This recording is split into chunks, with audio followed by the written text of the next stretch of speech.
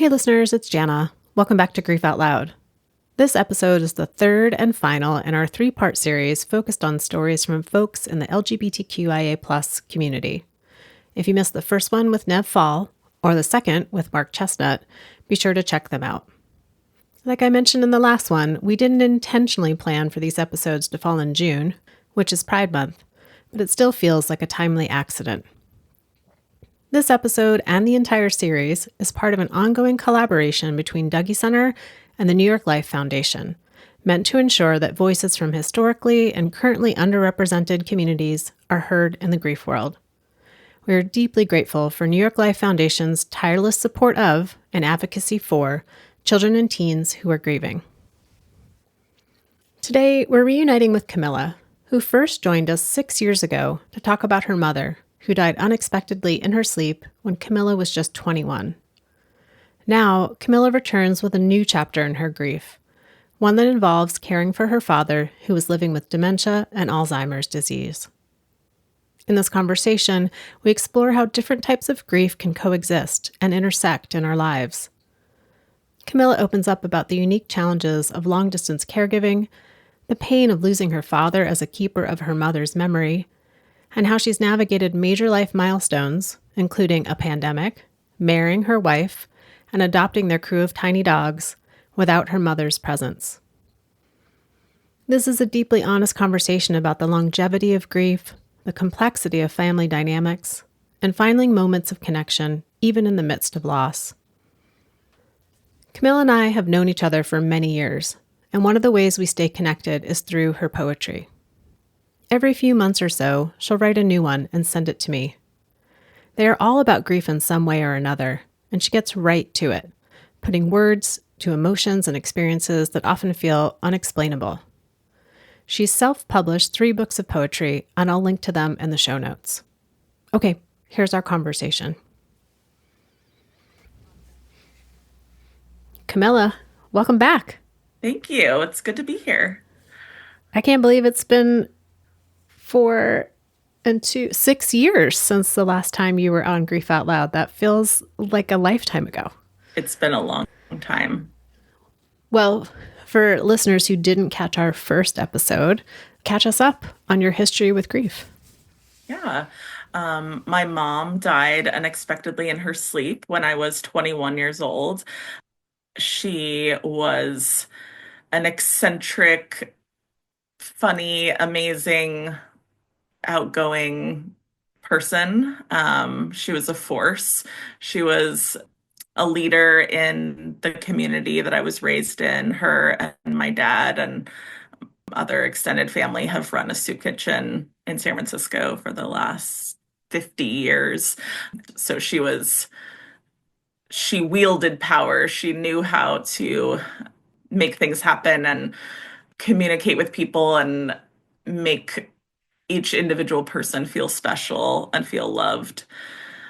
When she died unexpectedly, I was the one that found her. She died in her sleep.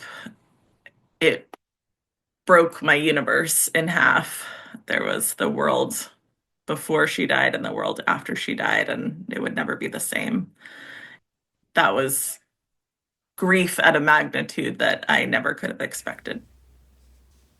I remember those early days of knowing you pretty soon after your mom died, and to have watched you piece your world back together, knowing that there's always going to be that piece of your mom not there, but to watch you piece things back together for yourself.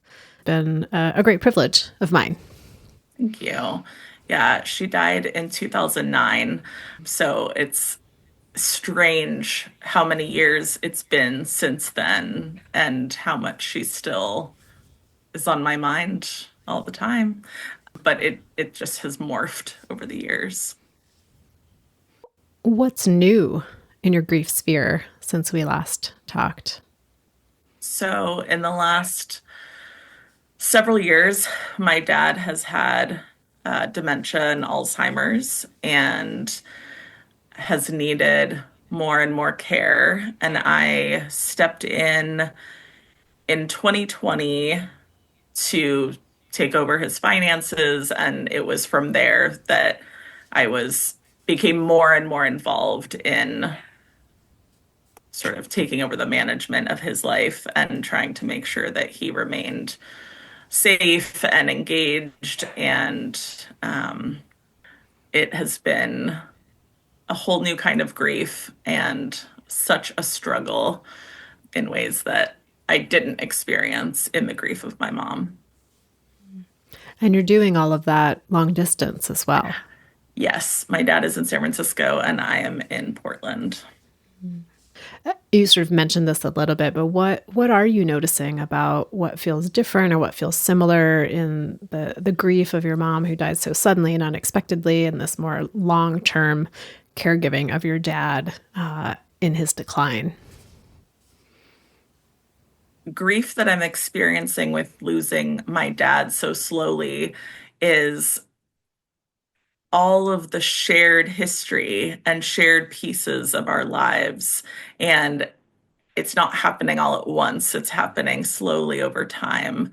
So, something that I've thought a lot about is how my dad and I bonded so much over the loss of my mom. We talked every year on the anniversary of her death. We talked about how surreal time is in relation to grief. We talked about her and how important she was, not just to us, but to everyone, and the ways in which our lives have changed because of her absence and then also because of her presence. And he has lost so much of those memories that it's really hard to feel the loss of that.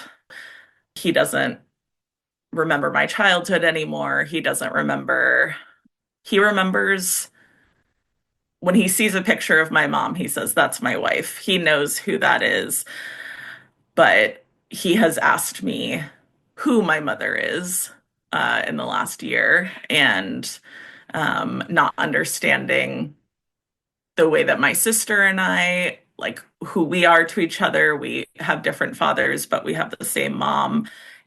He's lost the structure of how our family is put together. And that feels like such a fundamental part of who we all are, is knowing like who our family is and how we got here. And he doesn't have that history anymore.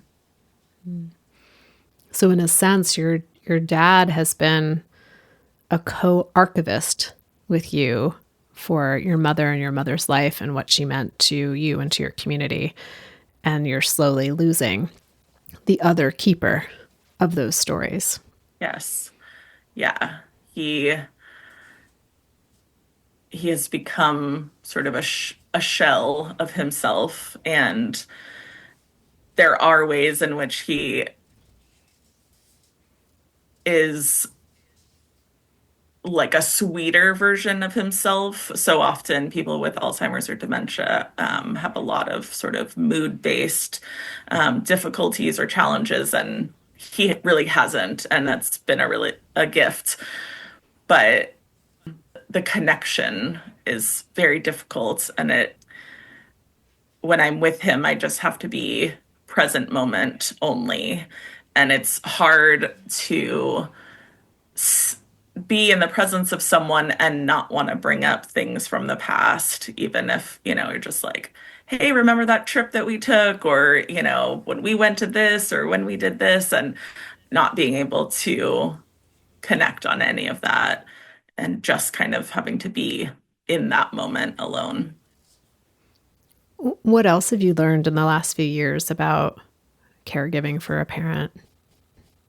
I've learned a lot about elder care in this country and the many flaws and the ways that we are, I think, failing seniors in this country. I've just learned a lot about sort of sacrifice, and also I personally am someone that is extremely organized. It's something that comes very naturally to me.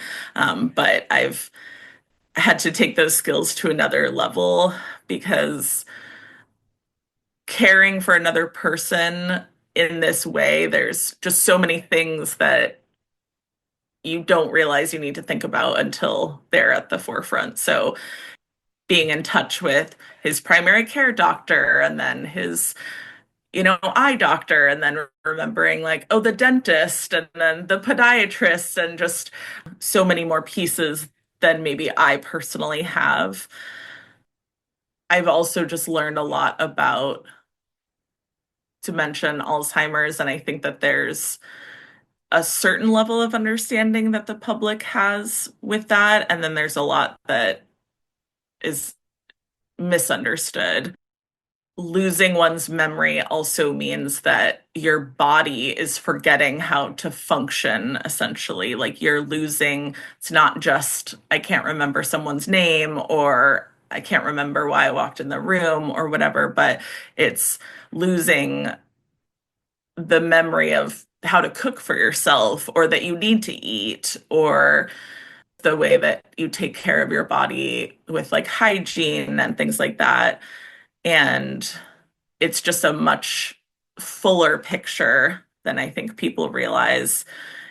It's also hard because it's not linear in a certain way. So you can't plan it out like, okay, the first year it's going to look like this. So it's been kind of this constant get to a little bit of a stable place, and then there's another decline, and then there's another scramble for how do we get more care? How do we manage this? How do we keep him safe? What does this look like? I was thinking about how if you are caregiving for a young child, there's these different milestones that get met or things are changing all the time, but they're changing in a little bit, not always, but they're changing somewhat in a more predictable pattern of more autonomy and more accumulation of skill. And then this other end of things where it's not very predictable and it's a loss along the way. Accumulation or decumulation? That's not a word, but you know what I mean. Yeah, and I think a lot of this experience has felt like my dad is becoming more childlike. And so it's that interesting, like, at what point in the development is he? There's like situations where he really wants to help, just like a child really wants to help, but then giving them age appropriate things for what to do. Okay, please put the plates on the table, or please grate the cheese, or do these things, but needing it to be very one step at a time. I can't give you a recipe and say, follow this. I need to say, like, okay, chop this. Okay, now that you're done with that, let me give you the next task. Regression. That's the word Yeah. I was going for, not deaccumulation. However, maybe there's a time and a space where that is an accurate word. How do you imagine things might be different in relationship to caregiving for your father right now if your mom were still alive? I think that it would have been more about supporting her in the caregiving for him than being the person that is responsible for him. I am ultimately the person that makes all of the decisions. I have had help through this experience from my family and extended community, and my dad is loved by so many people. But there was a lot of this where I kept looking around, wanting to say, where is the adult? Who is going to tell me what to do in this scenario? And realizing that I had to make that decision. I'm in my 30s and not having, I don't have kids. It feels like it is a lot of responsibility. I think that if my mom were alive, just the dynamic would have changed so much. I can imagine, just like it has been for me, but I can imagine it would have been so challenging for her to start losing that connection with my dad. And even if we were in partnership, figuring out how best to take care of him, like she would have been the ultimate decision maker, and I would have been there to assist, as opposed to having a lot of people assist me, but then ultimately having to make those hard decisions. Could have been sous chef instead of head chef, Exactly. to go back to the recipe analogy. Is there anything, and I don't mean this to sound like a gratitude for grief situation at all, but I'm curious if there's anything that you learned or developed in grieving for your mom that has helped you in this new situation of caregiving for your father? I mean, I think losing my mom so suddenly, having her there one day and not there the next, and feeling like I just wish that I could hug her again. I just wish that I could be in her presence again. And even though my dad has lost so much of who he is, he's still here. And it's a complicated thing because he's here and he's not here. But essentially feeling like I do still get to fly down to San Francisco and see him. I do still get to hug him. I do still get to hold his hand as we walk down the street and feel his love for me. You know, he may not remember anything about our history together, but he's so excited every time he sees me. There's that recognition there. He may not always know my name. He may not even specifically be able to find the words to say, like, you're my daughter, but he looks at me and he points and he says, I know you. Or like, what are you doing? Yeah, the last time I visited him, he said, what are you doing here? So surprised. And just to feel even some of those slivers of joy amongst the grief is something that I don't get to experience with my mom. So, a lot's happened in your life since your mom died. This small thing called a pandemic happened. This other small thing happened. You got married. You brought some animals into your family. What's it been like to have so many big life events occur without her? I think this is where some of that surreal time warp happens with grief, where last year it was 15 years since she died. And that's a very, very long time. Like you said, a lot in my life has happened. And yet I still think about what it would be like to have her be part of my life were she to be alive. I, with the pandemic, my sister and I talked about this every so often. It was very hard to imagine what she would have done being in a pandemic. Like would she just have like left the city and holed up in a cabin for however long? Or, yeah, it's really hard to place her in that reality. As far as getting married, there were certain points within the process of wedding planning and thinking about how we wanted to do things that felt really hard that she wasn't here. I thought about her in relation to wedding dress shopping. And even though she wasn't really into shopping, but I just could sense that like that would have been a special fun experience had she been able to be there. There was a lot of thought that I'd put into the wedding dress, and for a very long time I was convinced that I would wear a purple dress to honor my mom because she purple was her color and she wore that all the time. And the morning that I was going to go dress shopping, my wife, Melissa, was telling me that I should just try on white dresses like while I was out because when am I going to do that ever again? And just to kind of keep the options open, there's no pressure either way. And it made me realize how much, I don't know if pressure is the right word, but I felt like there was this insistence of like, my mom isn't here, so I have to like help incorporate her into this wedding even more than if she were alive. And ultimately, I fell in love with very princessy white wedding dress that surprised me. And I realized that my wedding shouldn't be about my mom, even though there's ways of honoring her within that space, but it doesn't have to be like the focus of like that's what I'm wearing and it was just interesting to think about because I don't feel like have parents people that have parents that are alive don't necessarily have to think about that in those ways.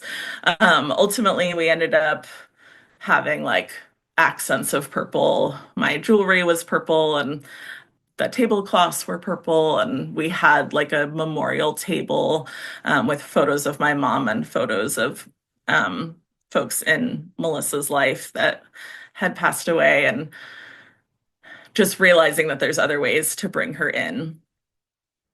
But the grief and loss of her has been such a huge part of my life as an adult that it feels strange to not like include her in significant ways. It seems like a question of placement in a way. Where do I place my grief in this experience that I'm creating? And is it going to be the overarching theme of it? Is it going to be a portion of it? Is it going to be here on this table? And because it has been part of your life for so long and such a big part of your identity, I can imagine there being some confusion there of where to put it. Yes.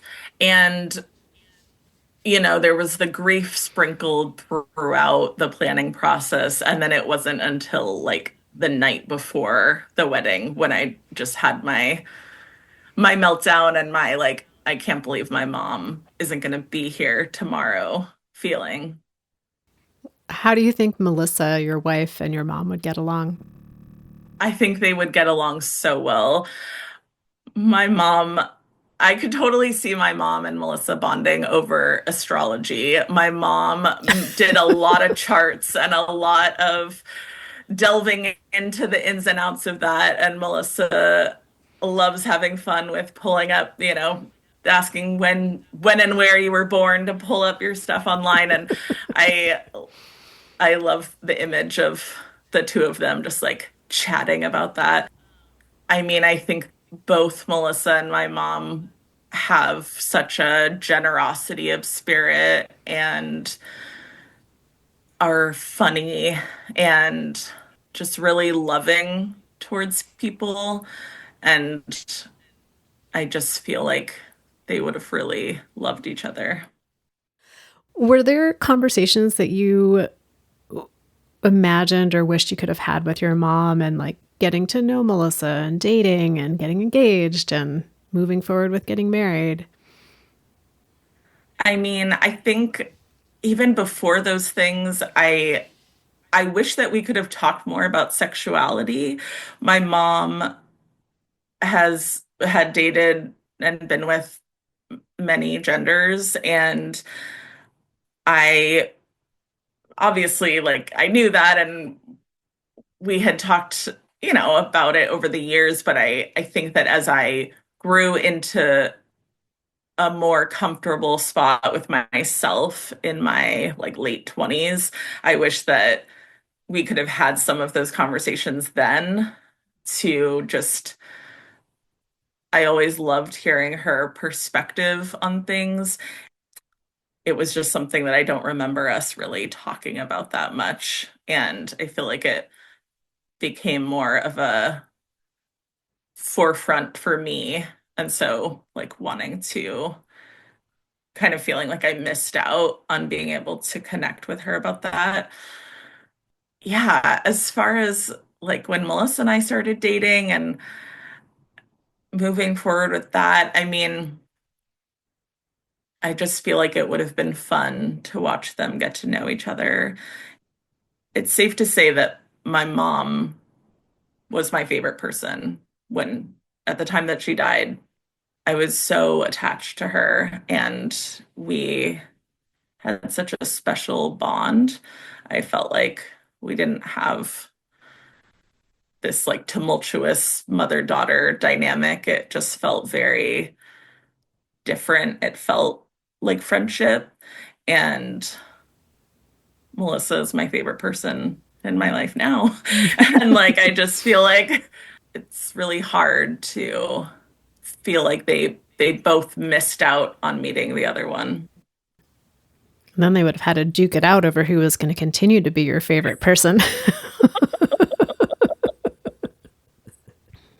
I'm curious, Camilla, because you accessed grief support for yourself after your mom died.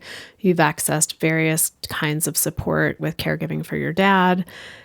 What has it been like to come into those spaces, which in general tend to be heteronormative, tend to be more cisgender women in the realm? What was it like to you to come into those spaces with different aspects of your identity? I think that I was raised in a very alternative upbringing, and I always seem to recognize that the way I see the world and the way I see family and relationships can be very different from a more traditional setting. Even my parents, who, man and a woman, they were together and they lived separately. Like they created their relationship and their life in the way that worked for them and not based on what society says you should be doing in your relationship. I think in those grief spaces,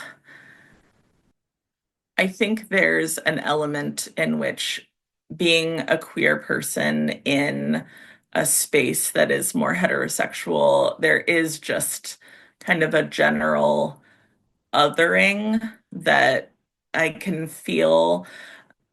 It's not that other people are doing anything to make me feel that way. It's just kind of a recognition of, or I guess in some ways, an assumption that I make of sort of someone else's life might seem more clear cut or more like roles are more defined. My family is who I consider to be family are basically the chosen family of my mom and my dad, but it there's like a lack of structure there. It's not always easy to sort of know my dynamic with people. Yeah. If I'm hearing you correctly, it's almost you are used to being in a space or being in a space with yourself of like, I was raised maybe a little more non traditionally than all of my peers in school. Like that feels familiar. And also, there can be a few extra steps in a group setting to explain your situation. So when you say, this is this person who's like an aunt to me, but not an aunt, but was like a sister to my mom, but has always been part of our family, but even though we're not blood related, like sounds like there might just be extra explaining that needs to happen. Yes, and also things like the soup kitchen that my family has run in San Francisco. There is a house that is a commune that is associated with the soup kitchen where core members that help run it live there. And my dad helped found that house in the mid 90s. And he, up until a couple of months ago, has been living there ever since. And explaining that to people, even just like in the social work field of trying to find services for my dad, when they ask me what his living situation was, having to say, well, he lives in a commune. No, it's not a group home. No, it's not a adult foster home. No, it's not, it's roommates, but kind of like it's complicated. And I feel like there isn't sort of being so like counterculture. It was something I felt very frustrated with as a child, having to explain things to kids that had no idea what I was talking about. And for the most part, as an adult, I have found it entertaining to share with coworkers and people like that these sort of eccentricities about my childhood. But in the land of trying to be the caregiver for my dad and then having to communicate with lots of people in and out, lots of bureaucratic systems, feeling like struggling to find the right words to describe the situation accurately. What are you turning to these days to care for yourself and in your grief? We have 3 dogs, so that is a lot of puppy cuddles and a lot of distraction. I have written poetry for a very long time, and I still use that as a way to process all of the feelings. And you've got some books of poetry out in the world. How many are available? I have 3 available. The first one, The Progression of Grief, is about the loss of my mom. And then New Waters, I wrote about falling in love with Melissa and how different being in a healthy relationship is from the relationships of my past. And my latest book, The Longevity of Grief, is about the grief of my dad and then how that is interwoven with the grief of my mom. And listeners, I'm going to link to those books for you because I, again, have been privileged to be able to read a lot of Camilla's poetry over the years. Oftentimes, when she writes a new one, she sends it to me and then I get to read it, and there's a lot in there. So definitely want to check out those books. Camila, anything else you want to share today about living your life without your mom, living your life as a caregiver for your father and his cognitive decline? I think that I've thought so much more about my relationship with my dad in the last few years as I lose him. And, I wrote a lot about my mom after she died and used those writings as such a way to reflect on the incredible person that she was. And in my teenage years, my dad and I were not as close. And it sort of felt like a lot of that melted away when my mom died. And we sort of bonded together in this new way. But I feel like it's been both a rewarding and also sort of sad process to think about how good my relationship was with my dad at the time that his memory started going. It was like 10 years after my mom had died, just starting to feel like I could blossom my life into what I wanted it to be. And then this new grief with my dad started happening, and then feeling like I was losing more. And it's strange to feel like even though my dad is alive, I don't really feel like I have parents anymore, because the role of being able to call him and say, like, I had a really bad day, or I just want to see how you're doing, or laughing about ridiculous people in our family, or just venting to each other, losing that relationship has been significant. And it's hard to also be with him in those present moments when I know that I can't relate to him in the same way. I can't ask anything of him anymore. And periodically I will, to torture myself, read through emails from my dad from the past, and seeing how smart and articulate and funny he was in his emails just also brings to the forefront how much has been lost and how much he isn't capable of anymore.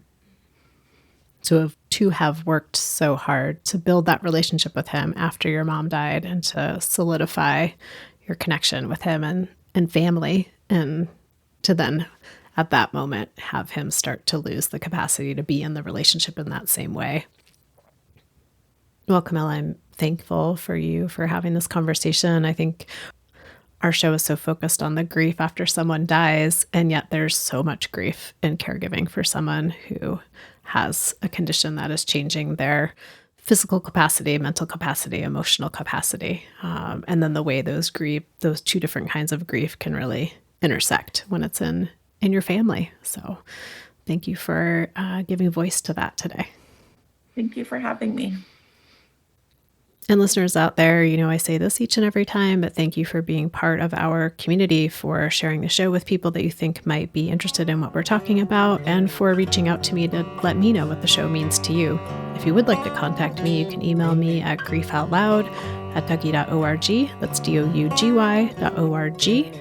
That's also our main website. So if you want to learn more about our local programming or access any of our free downloadable resources, or find each and every episode of Grief Out Loud, just head to dougy.org. I'm always excited to share. The podcast is sponsored in part by the Chester Steffen Endowment Fund.